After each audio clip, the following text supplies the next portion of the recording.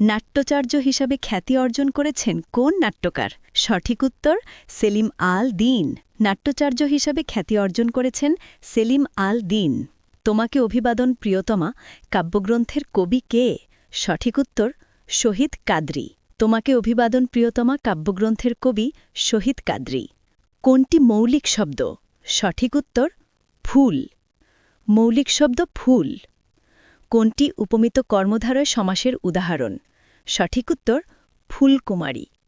ফুলকুমারী উপমিত কর্মধারয় সমাসের উদাহরণ। বেহুলা চরিত্রটি কোন মঙ্গলকাব্যের সম্পদ? সঠিক উত্তর মনসামঙ্গল। বেহুলা চরিত্রটি মনসামঙ্গল কাব্যের সম্পদ। বাংলা সাহিত্যের প্রথম ঐতিহাসিক নাটক কোনটি? সঠিক উত্তর শাহজাহান। বাংলা সাহিত্যের প্রথম ঐতিহাসিক নাটক শাহজাহান।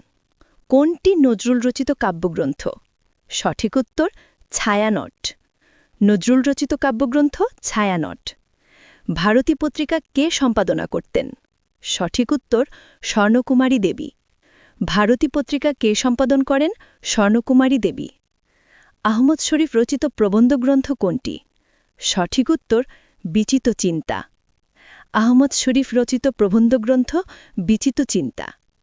কোনটি হুমায়ুন আহমেদ রচিত উপন্যাস? সঠিক উত্তর আনন্দবেদনার কাব্য। হুমায়ুন আহমেদ রচিত উপন্যাস আনন্দবেদনার কাব্য। জসীমউদ্দীনের আসমানী চরিত্রটির বাড়ি কোথায়?